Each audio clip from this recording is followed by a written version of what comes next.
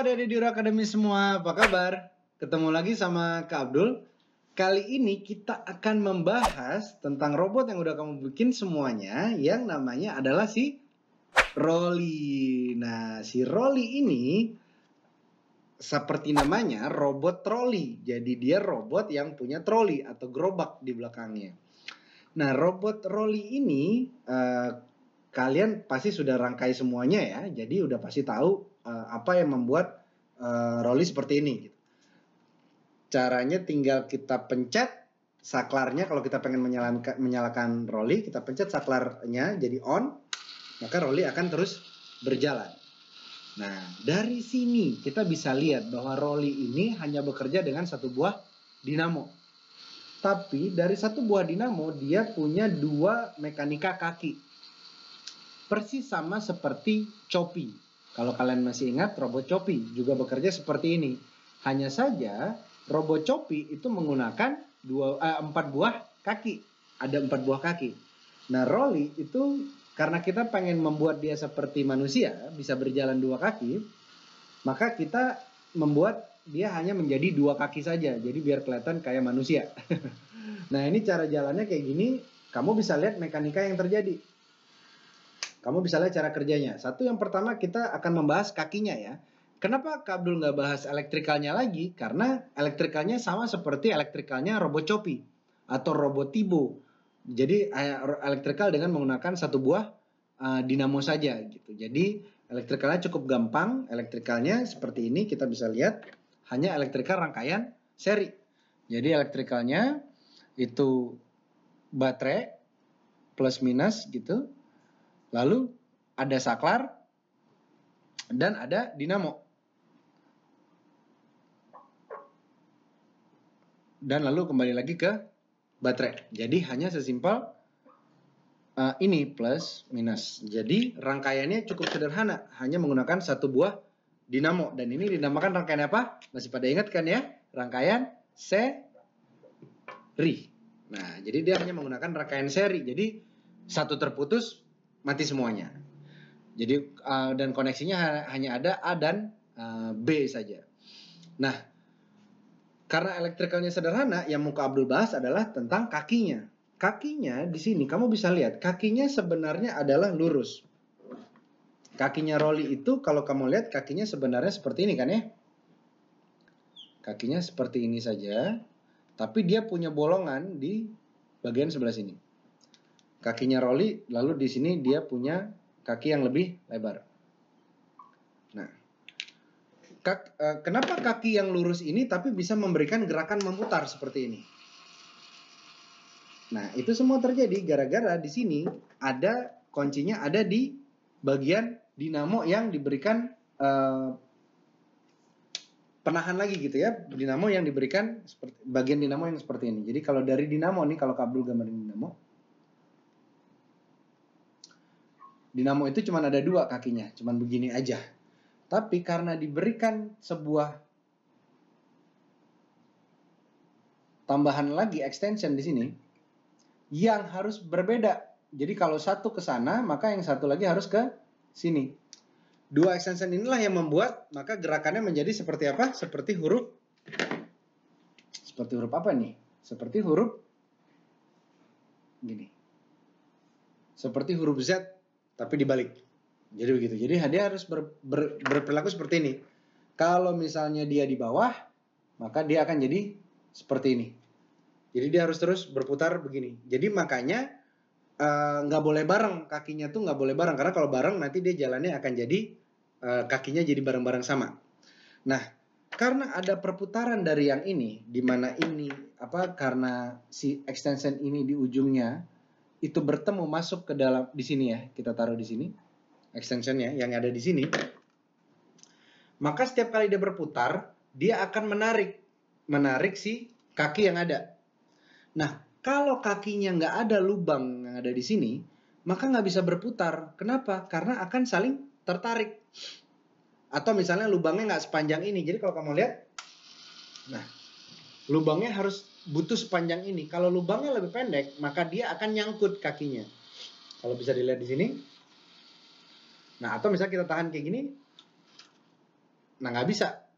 Kalau misalnya terjadi sesuatu penahan di sini, maka dia harus, lubangnya harus bisa memberikan kebebasan bagi si bagian yang ini, aksisnya, untuk terus melakukan perputaran, tapi tetap ditahan. Kalau nggak ada atasnya juga, dia akan jadi ngoblak kemana-mana. Dia akan jadi berserakan kemana-mana gitu kakinya.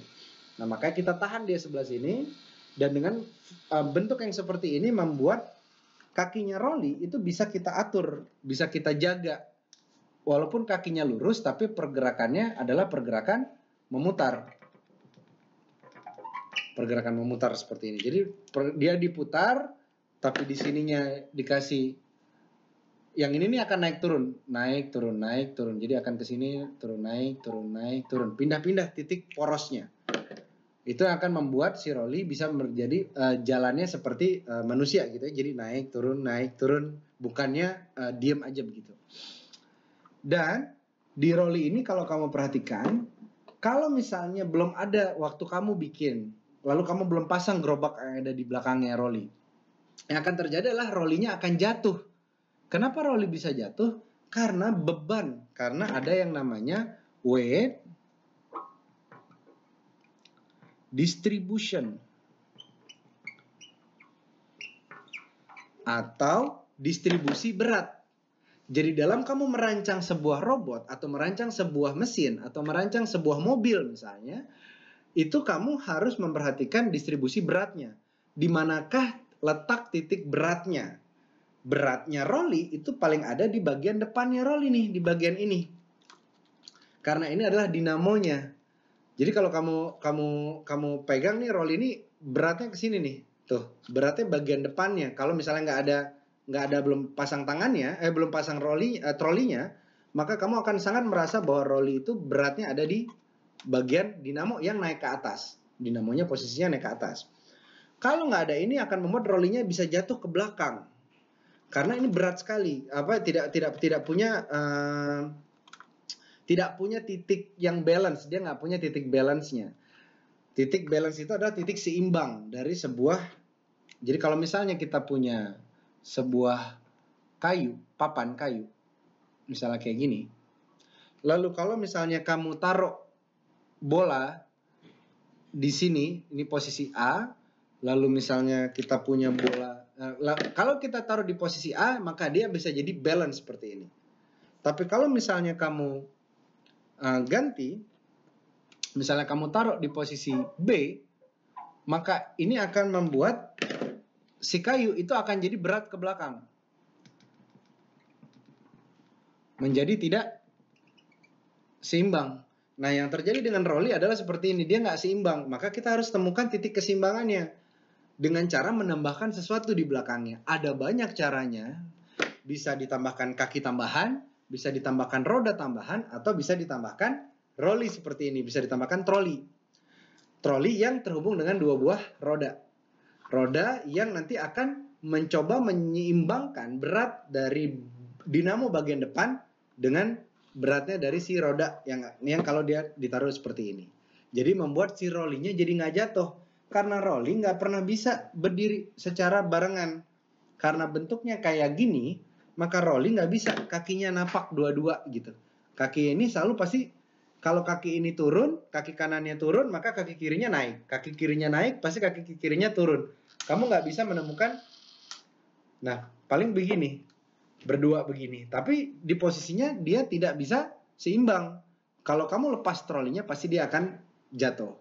Itulah fungsinya dari roda di belakangnya Rolly untuk menjaga keseimbangan berat yang dimiliki oleh si Rolly. Apalagi kalau misalnya kita tambahin barang, membuat si Rolly-nya itu mampu menarik gitu. Karena kalau dia nggak ada roda, ya nggak bisa gitu. Kalau nggak ada beban di belakangnya, maka Rolly jadi berdiri aja nggak bisa, apalagi harus mau menarik barang, sesuatu barang gitu. Dan untuk barang yang kamu taruh itu juga harus kamu perhitungkan beratnya. Itulah makanya kenapa kalau misalnya kamu lihat nih ada truk atau misalnya ada mobil bak, itu kalau kamu lihat di sisi sebelah kanannya si supir, Pak Supir, itu kamu akan lihat ada sebuah catatan warna putih.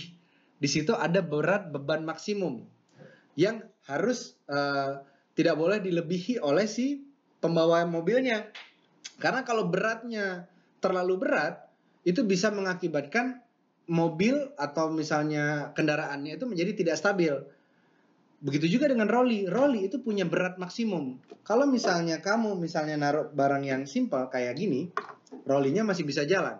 Tapi kalau kamu taruh batu yang terlalu berat, maka Rolly-nya itu akan jadi nggak kuat nariknya karena ada maksimum kekuatan yang bisa ditarik dari si dinamonya si Rolly. Begitu juga sebaliknya, kalau Rolly terlalu ringan, ini juga akan membuat dia kehilangan daya ungkit di belakangnya dia. Makanya kita harus menjaga weight distribution-nya. Maka kita harus menjaga beratnya si Rolly, berat antara berat di depan dengan berat di belakang supaya Rolly bisa bekerja secara baik.